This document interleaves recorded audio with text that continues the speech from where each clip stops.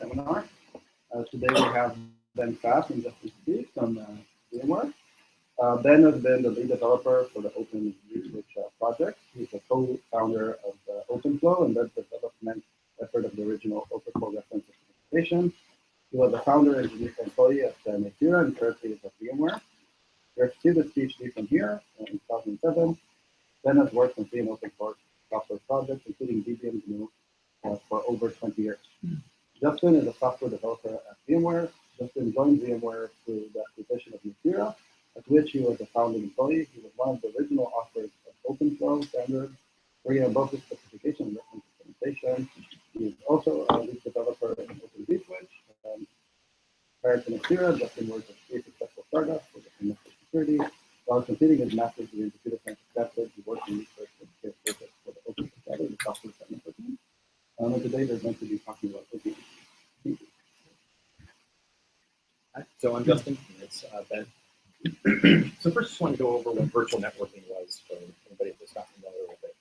So virtual networking is attempting to do what networking was at VMware or Debian does with compute virtualization. So we want to separate the logical network from the physical network. Here on the left, we have the physical network, and we've got 2 tenants here, one in green and one in purple, and they're physically connected to these 2 hypervisors. And what the tenants want to do is they want to, even though this is how it's physically wired. In this case, they want to be able to have these VMs. The purple ones, they want to just connect to a simple logical switch. The green ones, they want something that's a little bit more complicated. You can see that they have 3 logical switches and a logical router. And so the idea of network virtualization is to disaggregate the logical from the physical. And it's not just because you can make sort of cheap topologies, but this actually has practical implications as well. So, for example, you can imagine that if you have this VMD here, and then it moves over to a different hypervisor, the addressing can have implications on reachability and firewall policies and all of that. And so, and then especially if this hypervisor 3 was behind a router in a very different location, then the addressing can be totally different. And so hiding that, being able to separate them, provides a lot more flexibility when designing or when deploying even your compute virtualization. So the OVM project is to design to bring network virtualization to OVS. And there was sort of I think a lot of people assumed that Open vSwitch had support for network virtualization or creating a distributed virtual switch, but it really didn't. All it was a programmable switch that worked well with hypervisors. And so there were products that came out that made use of Open vSwitch to provide something like distributed virtual switch or virtual networking. One of them was a product that Ben and I were involved in at NetSeminar called MVP. It later got changed to the name NSX. And you can think of OVN as sort of an open source version of those products that do network virtualization. So we developed OVN within the OVS project. So it's for those not familiar, Open vSwitch is an open project. It's developed under an Apache 2 license, and we use, and all the development happens in the open on mailing lists. So goes out on the mailing list, it gets reviewed by somebody, and then merged into the OVS repo. So it's all out in the open. And OVN development happens in the same way. It's actually part of the same OVS code repo. Last year, OVS joined the Linux Foundation, became a collaborative project. So we've been working pretty closely with the Linux Foundation now on their development. And so the first release of OVN came with OVS 2.6, and then OpenStack is not the only thing that can drive OVN, but it's right now it's probably the most common. But we've been working on plugins for other cloud management systems and container management systems. Oh, and one thing I should have mentioned earlier is that, I mean, we have some slides here, but we want to make this very casual. So if you just have any questions, feel free to interrupt us, and we can go off on any jags that you may want. So, to go over some of the features that OVN has, so obviously it needs to manage the physical network and overlays. The way that OVN does network virtualization is it creates overlays, tunnels between the different hypervisors, so that you have when the VMs are communicating with each other, they're speaking with over L2 headers. But then we take those and we embed them in a tunnel packet that has its own L2 and L3 headers. So you end up with multiple sets of headers, so that the VMs are unaware of what they're of the underlying network. And so the addressing that they use can be overlapping even between two different tenants that have the same addresses, because we provide enforcement that does the separation. One of the things that OVN needs to do, or to do this network virtualization, since it's all running on software, we have to recreate all of the services that we would normally see in physical networks. So we have routers and switches, firewalls, and we support NAT and load balancing, DHCP. So all of these services we recreate in software. The software services that become more programmable and flexible. And one of the things that we've tried to do is really focus on making this efficient. So we've spent a lot of effort we kind of use all the tricks that we know how to program OVS to provide this. So for example, if you look at a lot of people that were doing L3 routing with OVS, they would send it through the local stack of the hypervisor. And that performance ended up could be pretty bad. And so we do all kinds of tricks where in this case, we do distributed L3, where we figure out like what all of the L3 hops are, then figure, okay, well, ultimately what you would end up doing when you went through all of the router hops is that the MAC address gets set to this, the final destination, and it went through two logical routers, and so we need to decrement the TTL.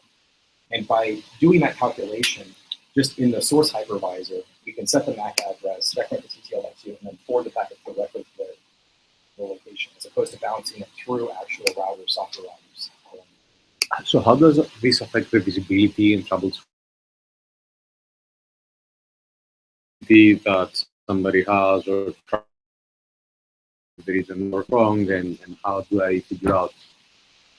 So we have, and Ben will go over some slides about how we have some debugging where you can take packets, see what they would look like, and then information and at what level, and we'll get into sort of the architecture of OVN. So you can see the process along the way and where.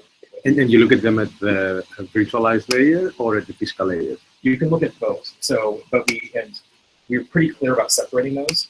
So you can look purely at the logical, okay, and then and then make sure that all looks right, and then you can then split the physical and see that the final transformation is correct. And there's different sets of tools to look at both the logical and the physical. You could draw back the slope hop by hop. Well, not exactly, because we only support the distributed router. We don't have, so the way that like it would work in OpenStack, or used to work in OpenStack, was that they use network namespaces on Linux, and then they would just create a different network namespace, and then they would route between them. So you can't like connect to that router or even look into it. But things like trace route work, where we would decrement the TTL, return the address, and do the time exceeded, and then send back the virtual IP address. So OVN works on pretty much all of the platforms that OVS runs. So we have ports that work for Linux, UPK, and Hyper-V. Has L2 and L3 gateways. So a gateway is, it's great that maybe you can create all these virtual networks, but then at some point, a lot of times you want to connect to something like the internet. And so we have these devices called gateways that translate from this virtual space to the physical, and vice versa. So we can travel there. And so we have UPK versions of that are very fast. And then also just work on the typical Linux hypervisor. Yeah, so one of the things that I just want to add is that one of our requirements from the beginning was that you wouldn't need to have any special hardware in your network. So you don't need SDN physical switches. You don't need open close support in the physical network. All of it is handled in software on the endpoint at the hypervisor. So you can use anything from a Linksys a desktop switch on a. And so the way that people interact with Oven is we have databases, and we'll get into this a little bit more. But it's a pretty clean, simple interface, and you write the configuration to the database, and then we provide the examples of how to integrate that. So OpenStack has a plugin that will write to the Oven databases. We also have done work with Docker, Kubernetes, and Mesos, and all these platforms. So OVN works with containers as well as just pure virtual machines. So we spent a lot of time trying to think about how to make sure that OVN scaled well. And as I mentioned, we've done this a couple of times before at Mozilla, trying to create network virtualization. And we initially, we were early on in the development of OpenFlow, and so we were using all of the OpenFlow principles with a centralized controller doing the configuration.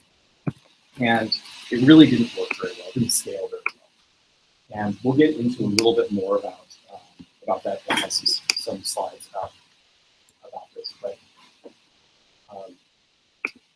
taking that central OpenFlow controller and being able to calculations was just ridiculously expensive. And so you had systems with terabyte of memory constantly churning through to try and do the logical state. What we've done with OVN is push down a lot of that calculation down to the hypervisors. And it's not, it ends up not being particularly expensive if you do it in the right way at the hypervisor as opposed to centrally. So so at the core of it is that we decided to use databases for configuration. And that's obviously a very well-studied subject to figure out how to distribute databases.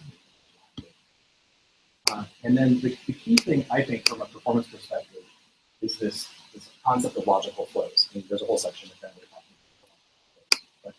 But the thing that was very expensive for when using OpenFlow in a central controller is that in OpenFlow, when you want to talk to another system, there's an ID number, a port number, and then that port number is different on every system. So that port number, if you want to connect over a tunnel to VM2, on one system it could be OpenFlow port 3, on another system it could be OpenFlow port 4. And what that central controller has to do is it has to figure out the view for each one of those, each hypervisor, because it has to construct custom flows, OpenFlow flows, for each hypervisor, which gets to be really expensive, especially if you have any churn in the network. And so you're constantly having to recalculate and figure out, from that OpenFlow or that hypervisor's perspective, how do I get to everybody else?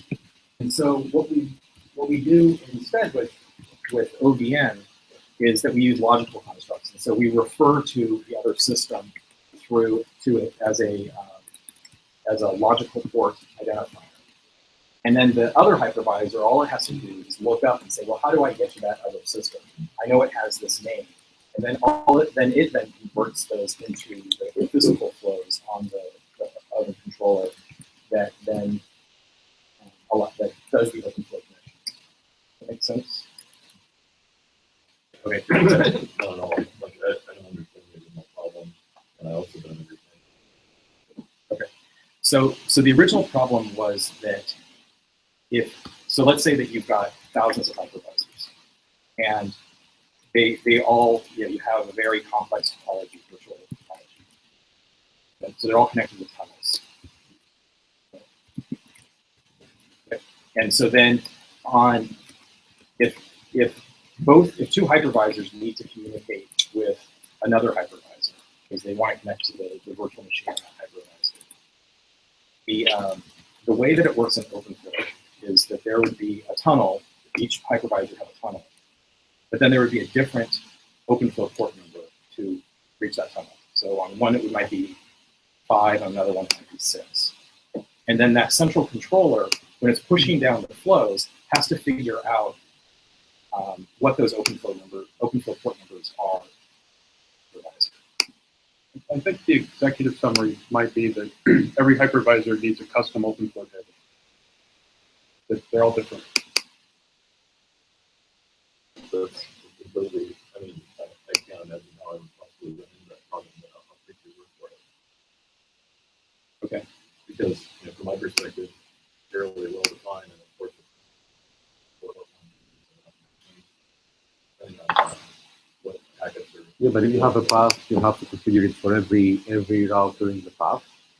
You need to have a different configuration. And I think what Justin is trying to say is that you can abstract it at a higher level, so that the different routers can have they go from the logical to the physical representation locally. It might be the wrong perspective to completely focus on, say, port numbering. There will be inherent differences in the flow tables on each hypervisor, simply because some of the VMs are local to the hypervisor, and some of them are in other hypervisors. So to reach a particular VM, you might have to send it over the network, or you might just deliver it locally. But maybe we should just Okay, you should really go on, but it really doesn't make sense to me because, my thought is the open flow port, which means open flow port one involved, port one who it's talking to. Well, just because I think I'll try one more time, and just it's important. So let's say that you have a hypervisor one. I also don't think of flow tables as being in the hypervisor. I think of them as being switch. But in the case the switch is running, the switch is in the hypervisor. So it's part of the hypervisor. So let's say this guy has VM3, this guy has VM1, this one has VM2. If VM1, if VM1 wants to communicate with VM3, it's got to go over this tunnel, right? The connection to hypervisor 3. And if VM2 then needs to go over this tunnel. And even though this is the same destination, hypervisor 3, the way that OpenFlow works is that when this tunnel got created, it's going to have some value here, and it could potentially have a different value here. Because OpenFlow is just an integer for the. So let's say that this is port 3 here and port 4 here. Then the central OpenFlow controller, when it's programming these switches, needs to know that that this tunnel has a different identifier on each of the systems. Aren't there two tunnels, not one? Yes, and so, but that's I guess I don't really. Okay, well, let me move on. But sorry, it doesn't make any sense. Yeah. So, the high level point though is that we're using logical constructs, so we've introduced a level of indirection, so that to communicate with these different systems, we name the ports basically. And then on the local hypervisor, there's a process that runs that does that conversion from the logical name to the physical name. I could see how that would be useful for things like mobility, but I'm not sure about the other use. Well, yeah, I mean, this was a major choke point in MVP, and so this is something that we for NSX that for the newer versions we changed the central controller because of scale issues. So mobility is a bit of an issue because VMs do have a tendency to move around. So then, also by having this level of indirection, then we're separating the runtime state from the desired state, so that at a high level, then we've got this. All of the programming happens at this higher level as opposed to the OpenFlow level, so that we have these like named ports that we can use to identify things. So it makes it easier to reason about it. And then also the replication becomes much easier because you can take this configuration as databases that's at a high level. That's pretty easy to generate. And then the runtime state, which is the mappings that go from the high level name to the port number, are it's just runtime, and so you can recreate those pretty easily.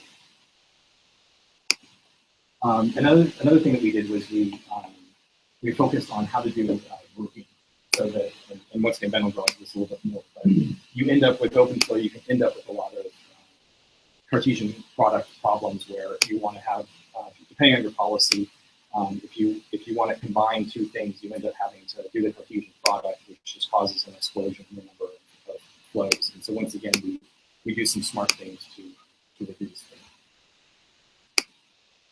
So just to go over quickly how the oven works. So the blue squares are, the rectangles are the oven components.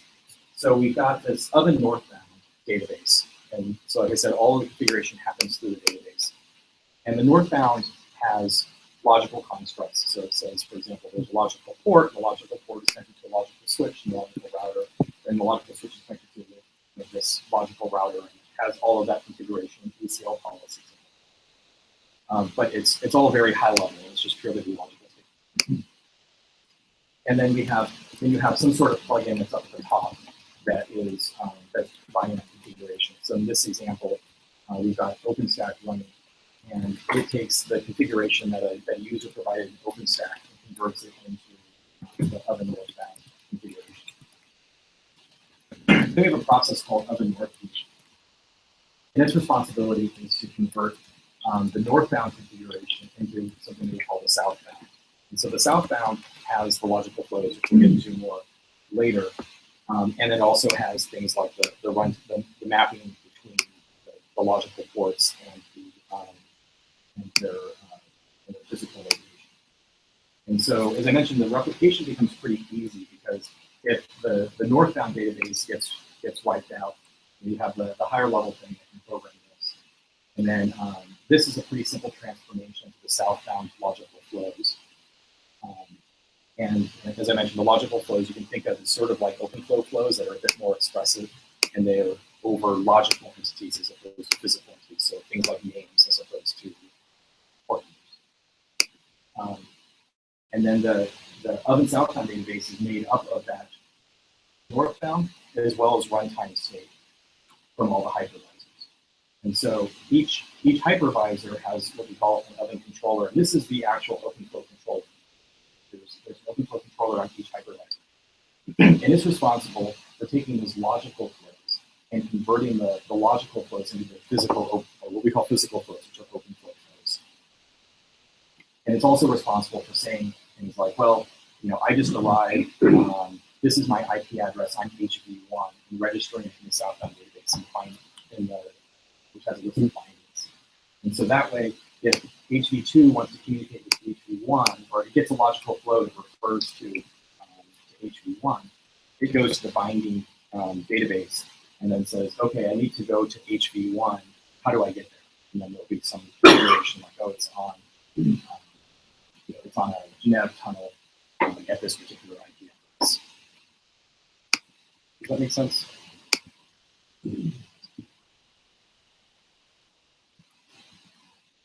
So that's the core of how these are the main components of OVN. So there's a master controller for configuration like that. So there's an OVN. So each node has an OVN controller, or it's like a class of controllers. Yeah. So each hypervisor has an OVN controller, but it's very simple. It's only responsible for programming the Open vSwitch here. There's no central OpenFlow controller. Like these, and there's no need to communicate with each other. Exactly. Yeah. So these OVN controllers don't communicate with each other. They are responsible for doing things like creating tunnels to the other hypervisors that they need to communicate with, but they're not communicating among them. But does anyone involved that have any knowledge of these OVN controllers? How this could be? So the configuration is done through the logical flow table, and so the logical flow table will have things like that. A particular VM. So there'll be a binding that says this VM is located on this hypervisor. So what does that reside? That penalty, what does it reside? It's in. So the southbound database has a table called logical flows. So that does this replace the OVSDB or? Well, right now we actually use OVSDB as the database, and so there's, but it's a different schema than is typically with Open vSwitch. And then Oven Controller speaks OpenFlow to OVS. It's not drawn here, but then there's a local OVSDB server that's running, and it speaks OVSDB. And so, basically the way that a lot of other applications previously worked OVS in our initial design, was that you had this central controller that was here, Right. and then it spoke OVS DB and OpenFlow directly to the OVS switches. And here we've broken it apart into having local. In scalability tests, did you find the southbound database to be kind of some bottleneck or anything? You can comment. So the southbound database is ultimately a bottleneck. In our simulations for hypervisors, or actually in eBay simulations with hypervisors, they found that it worked fine for up to 2,000 hypervisors. They found that it was too slow for 3,000 or more. Since they did that testing, we've made some improvements there. I don't know whether they've rerun the test. Thinking about this, considering that you're sort of replicating a distributed architecture, it doesn't seem like you made a centralized control in some sense, which is that configuration may be centralized, but really in operational state, it's all distributed. It's working by your legacy internet network, so there's not a lot of less communication that needs to happen. Really, it's more like it seems to me that, and as I understand it correctly, this is really kind of configuration. Really, it's happening at human-ish time scale rather than at flow time scale. Right. All the flow time scale stuff I think is happening in ODM controller. So, yes, I think that's exactly right. But we originally tried to do it the other way, but we found that it didn't scale. So that was I think that was our initial approach, was to use flows, OpenFlow flows to configure it. But it didn't. The scale was much worse than what we see with OVS. So the scaling was mostly the caching, the flow tables, or the processing that takes time and the application, so the communication between the OpenFlow switches and the controller. It was mostly the calculation. I think that most of it was the calculation of the OpenFlow tables in the central controller. The communication to the switches was not as easy. There are things that we did to improve that. So OpenFlow 1.3 or 4, that's when they added the technology. OPN uses OpenFlow 1.3. MVP used 1.0, but it also used so many extensions to OpenFlow 1.0 that you can't really compare it. And for its part, OVN also uses a lot of extensions to OpenFlow 1.3.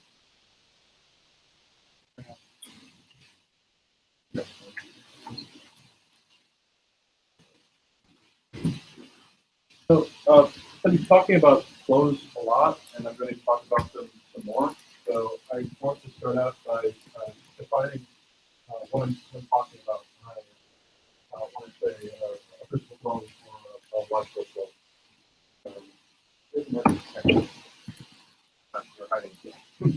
Okay. So when I talk about a flow, in this case, I'm talking about something that's essentially an if-then rule. So I might say, for example, that if a packet comes in on some particular port, and it, say its IP destination address is 1, 2, 3, 4, and send it out on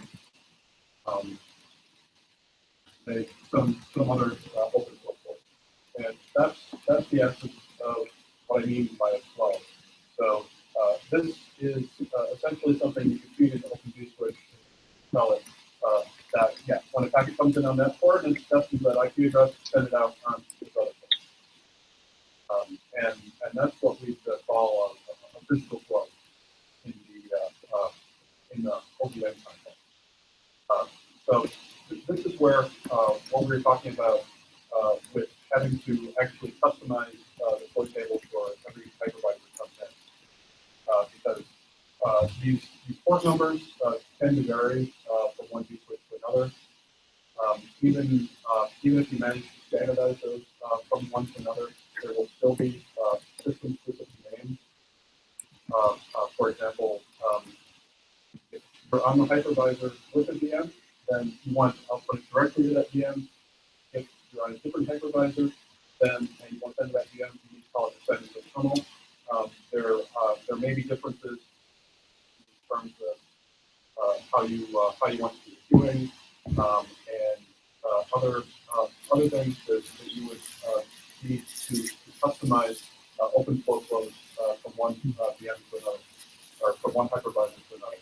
So what we came up with was the concept of logical flows, and the crucial difference between physical flows and logical flows is that we came up with what you can generically call logical names. Most importantly, logical port numbers. So if the equivalent of this flow as a logical flow might be something like if the import is just one, meaning a global entity, the virtual interface on a particular VM somewhere in our OVM system, and the IP destination address is 1234. Then, for example, set the out port to say ZIP2 and output. So conceptually, this is very similar to what you see in OpenFlow. The critical distinction here is that these names are applied regardless of where we are in the system.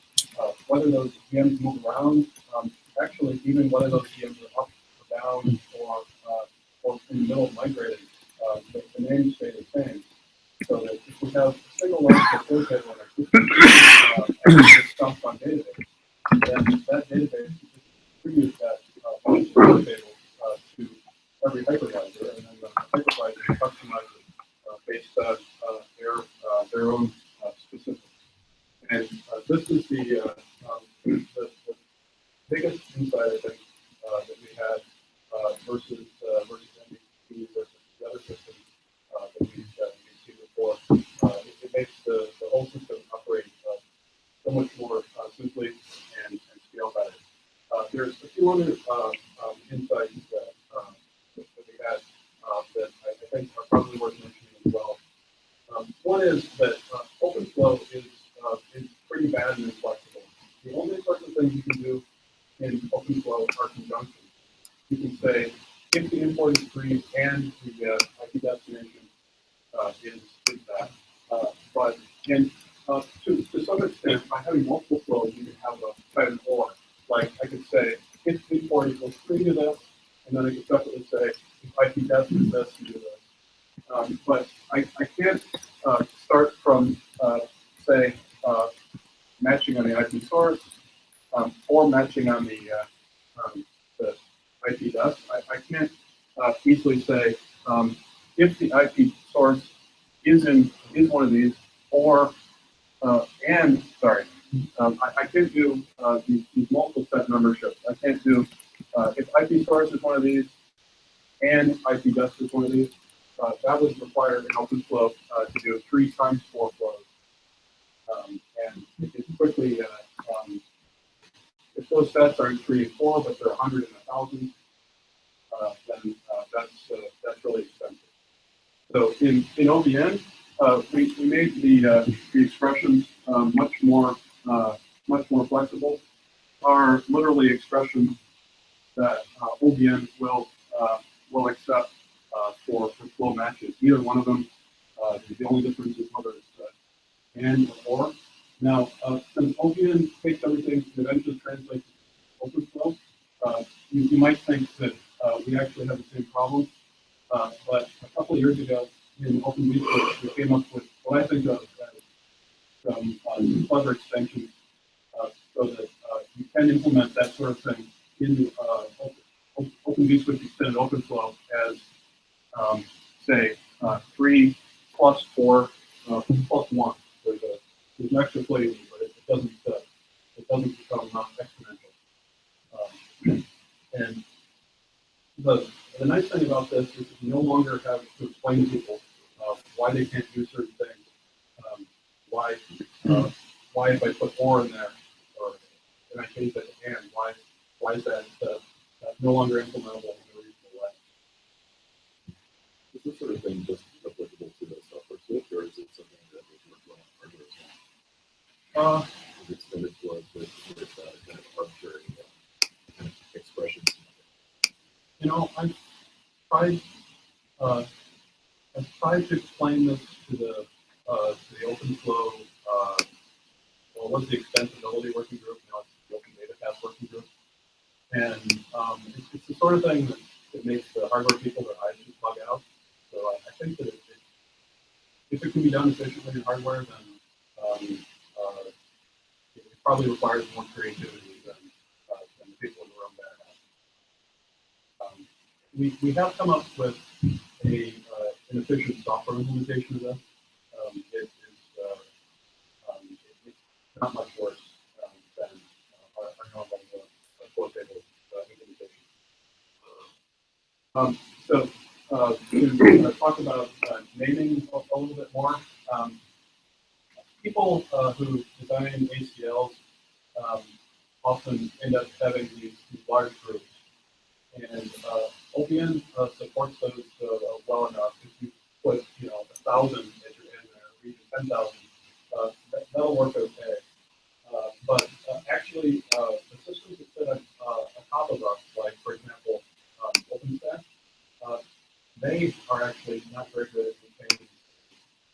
As you start changing these groups, they tend to not act very well. And so we introduced this notion of address sets, where we have a database table where you can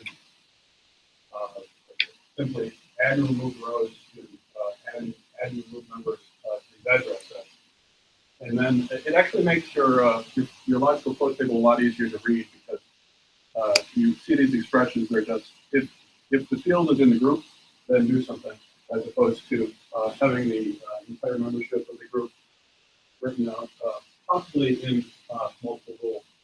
So this improves scaling at a couple of levels, and it seems like it's just sort of a win all around.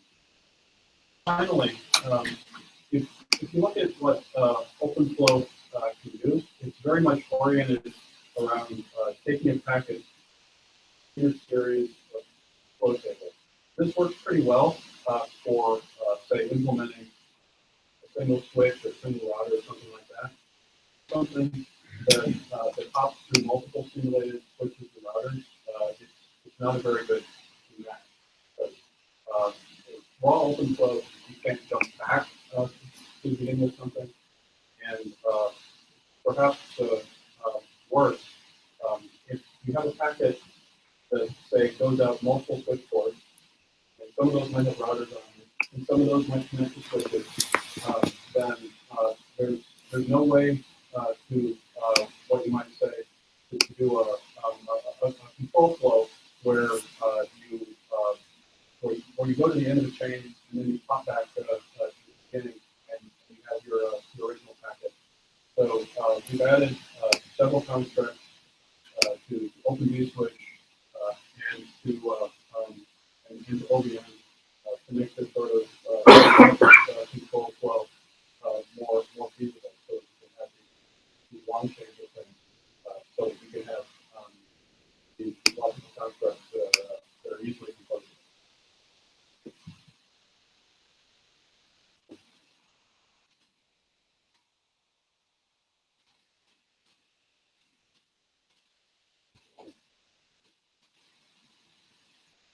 Okay.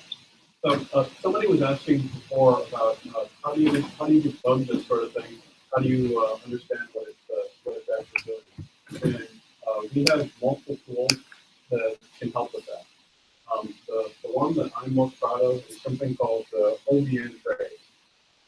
So OVN trace is what you can use to answer a question like, I've got a packet. What's going to happen to it when I shut it through this system? Or is going along with these packets? What's happening here? What OVN trace does is you hand it a description of the packet, like you might say, this packet is entering from the computer VM. It's got these MAC addresses, and maybe it's got these IP addresses. Where's it going to go in the system, and more or less why? So you hand it that sort of information, and I'll show some actual examples of output here. And these are based on a very simple logical network called logical switch. I'm going to call it LSW0, and two logical ports. So LP0 has this MAC address, this IP address. LP1 has this MAC address and that IP address. So here's one example. So we tell OVN trace that the packet is in logical switch 0, and it's got this import and this MAC address, and it's going to the broadcast MAC. And I won't read all of this, but you can see the basics here. That in the first flow table, or in the first logical flow entry that it matched a flow that was looking for packets that came from this logical port and that are from its own IP or its own MAC address. So basically, it's checking for port security. In other words, in general, you only want packets to come in on a port if they're for the port. So it's checking that, and it's going on to the next flow table. And then at that point, it hits a whole bunch of logical flows, 12 in a row, that are just checking for trivial properties and skipping to the next flow table because they were all matched. And OVN trace omits those because they're typically really, really uninteresting. And if it includes them, then you get bored before you get to the answer to your question. And then finally, it hits a flow that says, oh, if this is a multicast or broadcast packet, and it is, then set the output port to the so-called flood port and send it out. And so we can tell at this point that because it was a broadcast packet, it's actually being broadcast. And then there's more information here, but you get the idea. It gives you as much detail as you need to figure out what would actually happen as this packet is practice. And you can actually also tell it, I forgot to include a flag here, but it should say -- minimal. If you look at the end of this, you can see that the very last thing was that the packet gets output to the port where it should go, LP1. But you can also ask for minimal output, which just says, here's what actually happens to the packet, skipping over all the information and explains why. And for that, you get really, really easy to so here's another example. OVN has built-in support for DHCP. In the flow table, you can actually match on DHCP packets and process them and send DHCP responses. So this is an example of how you might trace a DHCP request. So in this case, we give all the information you would need to determine that this packet is in fact a DHCP request. And here's the actual output that it would give you if you ask for I believe the minimal output, where you don't bother seeing the whole packet page. So it actually outputs as part of the output here that it's making the assumption, since there's really no way to say so, that this packet was a DHCP request or something, as opposed to response or whatever. And then you can see everything that would happen to it. It would replace it by a response with those options. And then it would basically reverse all the source and destination and send it back to the port where it came in. So you can see exactly how a DHCP request would be processed and responded to by OVN. And all this would happen on the hypervisor where the VM was. It would actually never pass over physical wire. Okay, so that's sort of the introduction to OVN And now I'm just going to speculate on how it might be useful to people in academic settings. I know that OVN has already been used for at least some research at Berkeley, but that almost might be cheating because one of our developers on the project actually became a PhD student at Berkeley. So here's some reasons I think it might be useful.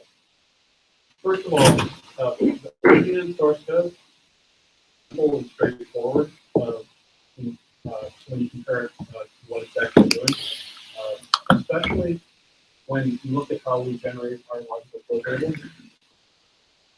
These logical flow tables, which are what happens, are all generated by a C program that I think a couple thousand lines long, and most of that program is really simple, easy to read code. It's basically saying generate a flow that looks like this in this situation, generate a flow that looks like this in this situation. It probably shouldn't even be in C because most of it's doing string processing. First of all, it's a little ridiculous after a while with string processing in C. We've seen situations where people easily hack new features into that. In addition, it's designed to integrate really well with new higher level control systems. We have command line tools that can do that. You can develop some shell scripts. We have a Python interface to do that. We have a C interface to do that. And because of how OVS really works, it's really easy to monitor what's changing, and you can even after the fact dump out the database, and that will show you not just what's the final state of the database, but it'll also be able to show you, okay, this change is made at this time. It's sort of a transaction log post-factor. So those are kind of straightforward ways to do OVN. But there's another approach that we've seen a couple people take, although they weren't necessarily researchers. If you look at the architecture of OVN, we've got this northbound part and the southbound part, and we've got north C generating these logical flows. Well, there's nothing very special about north C, and you can in fact just cut off the system at this point and generate your own logical flows however you like into this southbound database.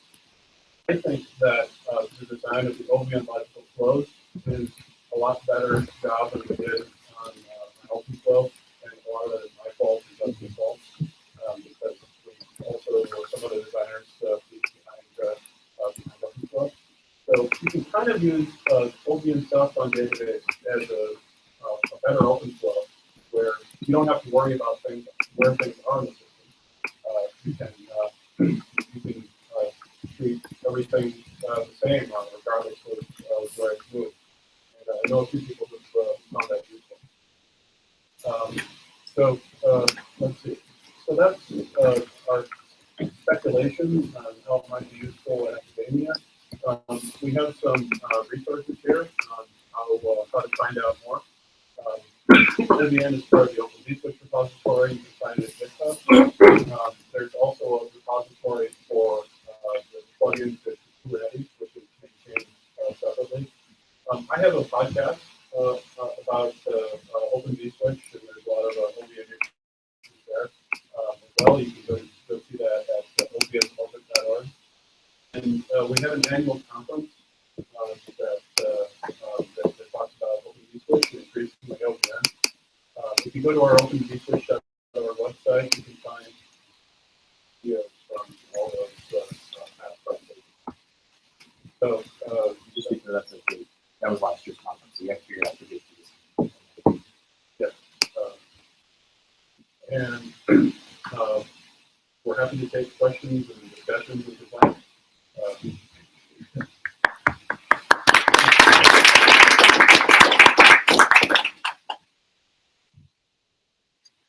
So you have support for NAT and DHCP, etc. This was not like you couldn't do this with OpenFlow. easily. So what changes in terms of the per packet processing that you can do with OVN and the sort of distributed architecture? So DHCP doesn't really have any per packet cost because it's cheap to recognize the packets are DHCP, and I suppose it would be expensive every packet is DHCP, but that shouldn't happen. Things like NAT, we have over the years added support to Open vSwitch for using the NAT built into Linux. So the cost there really comes down to the inherent cost of doing NAT in Linux, which is pretty low. And if you compare it to, say, the cost of doing NAT in other OpenStack plugins that do the same thing, usually it's faster. Again, my question was more in terms of programmability and extendability. Let's say that I want to build a DPI tool or a firewall tool. Do I get any sort of useful stuff that will let me, let's say, I can say something like, give me a concatenation of the first 10 packets of the flow? Or do I have to build, everything from scratch all the way down to the kernel? Or So something like deep packet inspection, you probably have to do a considerable amount of work because I don't think that Linux, for example, has built-in deep packet inspection. Well, depending on what you want. But if you want, say, protocol identification, I don't think there's something that's in Linux that you can just plug Open vSwitch into. So you probably have to start by building that engine and then plugging Open vSwitch into it. But if there's some, say, service that is in Linux already that you'd like to plug OVN and OVS into, then that would be less effort. It's still not going to be trivial because you'd have to do some programming in Linux to plug OVS into it, and then you have to do some programming in OVS to make it use what was then in the kernel, and then you have to add support to OVN to use that feature. So it's not going to be trivial. I mean, just to speculate a little bit, but we're looking at how to familiar with DPF. Yes. Okay, so we're looking at we're looking at re-implementing the entire kernel data path in DPF, but also as a ways to make it so you can dynamically program or insert new DPF. Something like DPI, if you were to introduce it. I mean, this once again, this is kind of far out there, but this is sort of what my view of how this would go is that then we would have like an OVN that then dynamically gets loaded into the kernel, and then packets get redirected into that DPI config. So then you program it through other controller, insert that new functionality into this. Okay.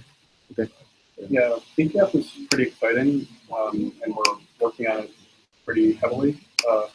The most recent episode of the OVS Over podcast was an interview with one of the DPF maintainers, now at VMware. Okay.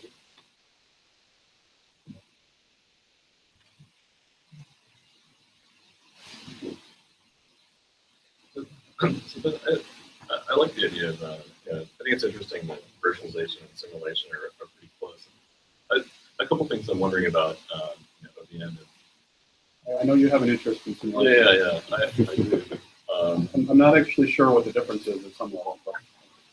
Yeah, I mean, virtual time is something like a difference between simulation and emulation.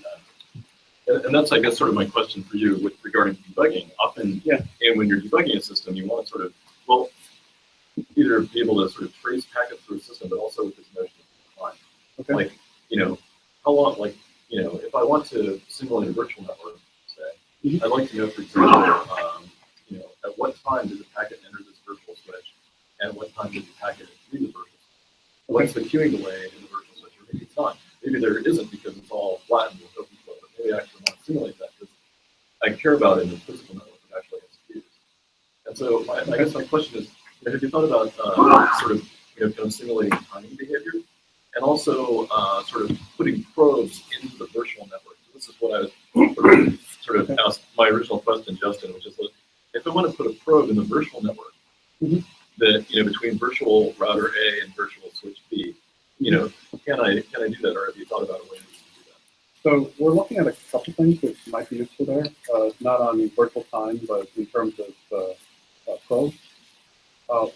of the features we're looking at for the upcoming version is to add support for port mirroring of logical ports. Yeah. So that you could plant one of these mirrors somewhere along that path of switches and routers. And then we're also planning to add support for monitoring protocols like SFlow and IPFix, so that you can use those to On the monitor virtual devices. logical entities. As for virtual time, what would be, I don't know, what would be like the ideal implementation? It's not something I've thought about, so I don't know what people want to do with it. Yeah, I'm not sure, but certainly in real networks, you often care, for example, what you're doing is on a bottleneck switch. Okay. And if you're simulating that network, you want to be able to simulate that behavior and say, well, what if I change the queue depth? What if I change the queue configuration or the prioritization? Yeah, since all of our switches and routers are completely distributed, probably to figure out things like the occupancy of a simulated queue, probably you'd have to somehow centralize them so that basically add those up. That if I've got, for example, I've got a logical switch, and I've got 1, 2, 3, 4, and suppose that both of these are on a single hypervisor, and both of these are on a different hypervisor, then naturally these won't interfere with one another at all if they're talking to each other pairwise. But if they're going to a physical switch, there could be something shared between that they depend on. If we want to simulate that, then somehow we have to make these cross one another so that they can keep track of. Yeah, I think it's a shared state problem. You have to. Well, It's reminding me of our discussion where you're talking about how it's hard to take Mininet and run on multiple nodes. It might be the opposite problem. It's hard to simulate things that should be on a single node if you actually run them on multiple nodes. Two other, I think so. I have two other quick questions. One is, well, I guess maybe one's response, which is I think you could add delay on this by putting in like EDPF or something maybe. But once again, it's not hard to make a system smaller. Yeah. But once again, you still need this east-west or this horizontal coordination to simulate shared resources. And I guess sort of two things relating to sort of network virtualization. You know, one is the simulation side. Can you use this to simulate a virtual open flow network rather than a virtual legacy L2, L3?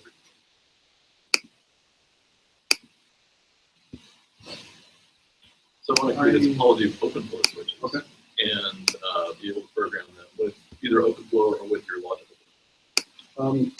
I think that this, I think maybe you can virtualizes. We have quite a bit of experience with, say, running NBT inside NBT. And the only real problem you run into is that the more layers of tunnels you get, the smaller your MTU gets.